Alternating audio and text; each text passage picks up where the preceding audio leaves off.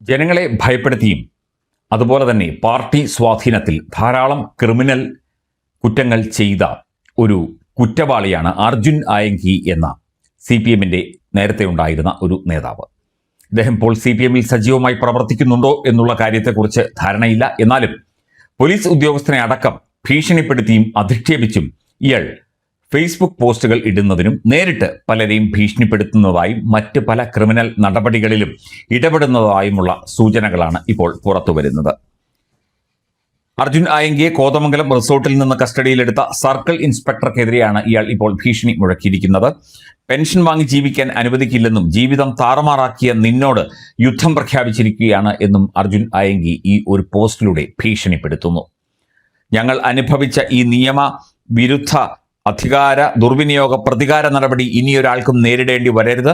നിന്നെപ്പോലുള്ള കാക്കിയിട്ട ചെന്നായ്ക്കളെ നിയമപരമായും police ബുദ്ധിയിൽ നിയമത്തിന്റെ കണ്ണുപൊട്ടിച്ച് രക്ഷപ്പെടാൻ കായികപരമായും നേരിടാൻ ഞങ്ങൾ തയ്യാറാണ്. നീയും നിന്റെ ഡിപ്പാർട്ട്മെന്റും ഭരണപാർട്ടിയുടെ ഒത്താശയോടെ ഇനിയും എന്നെ ദ്രോഹിക്കുമെന്നറിയാം. യുദ്ധപ്രഖ്യാപനം നീ അടങ്ങുന്ന സിസ്റ്റത്തിനെതിരെയല്ല. ഈ സിസ്റ്റത്തിലെ കൈക്കൂലിയും കൂട്ടിക്കൊടുപ്പും കൊട്ടേഷനും നടത്തി ചിരിച്ചുകൊണ്ട് നിരപരാധികളുടെ ജീവിതം നശിപ്പിക്കുന്ന പുഴുക്കുത്തുകളായ നിന്നെപ്പോലുള്ള ക്രിമിനൽ സ്വഭാവമുള്ളവർക്കെതിരെയാണ് എന്നൊക്കെ അർജുൻ ആയങ്കി ഭയപ്പെടുത്തിക്കൊണ്ട് വലിയ തത്വശാസ്ത്രപരമായ ഒരു ഫേസ്ബുക്ക് പോസ്റ്റാണ് ഇട്ടിരിക്കുന്നത്.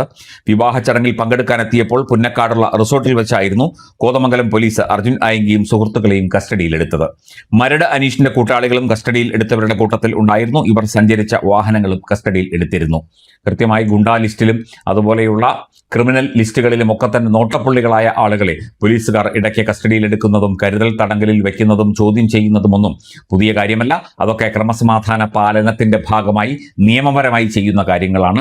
ബ്ലാക്ക് ലിസ്റ്റിലും ഇതുപോലെയുള്ള ക്രിമിനൽ ലിസ്റ്റിലും മയക്കുമരുന്ന് കടത്ത്, കൊലപാതക ശ്രമം, കൊലപാതകം, മോഷണം, പിടിച്ചുപറി, ബലാത്സംഗം തുടങ്ങിയ കുറ്റകൃത്യങ്ങളിൽ ഏർപ്പെട്ടവരെ അല്ലെങ്കിൽ ഏർപ്പെട്ട് കുറ്റാരോപിതരായവരെ, ശിക്ഷിക്കപ്പെട്ടവരെ, ജാമ്യത്തിൽ ഇറങ്ങിയവരെയൊക്കെ പരിശോധിക്കുകയും അവർക്ക് വേണ്ട രീതിയിൽ അന്വേഷണം നടത്താൻ അവർക്കെതിരെ അല്ലെങ്കിൽ അവർ എന്ത് ചെയ്യുന്നു എന്ന് കൃത്യമായി അന്വേഷിക്കാനുള്ള അധികാരമൊക്കെ തന്നെ പോലീസിന് നിയമപരമായി ഉണ്ട്.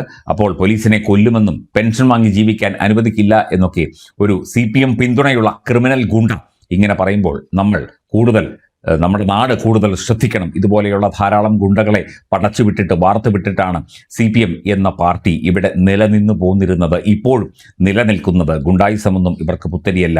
കൊലപാതകവും ഗുണ്ടായിസവും ഒക്കെ ഇങ്ങനെ മുമ്പോട്ട് കൊണ്ടുപോയി തന്നെയാണ് CPM ഇവിടെ ഒരു പൊതുപ്രവർത്തന പാർട്ടിയായി അല്ലെങ്കിൽ തൊഴിലാളി വർഗ പാർട്ടിയായി ഇവിടെ ഭരിക്കുകയും അതുപോലെ തന്നെ പ്രതിപക്ഷത്ത് ഇരിക്കുകയും ഒക്കെ ചെയ്യുന്നത്. ശക്തമായ നടപടി ഇവർക്കൊക്കെ എതിരെ ഉണ്ടാകണം എന്ന ഒരു പൊതു ആവശ്യം സംസ്ഥാന സർക്കാരിന് മുന്നിൽ കേരളത്തിലെ ജനങ്ങൾ വയ്ക്കേണ്ടതാണ്.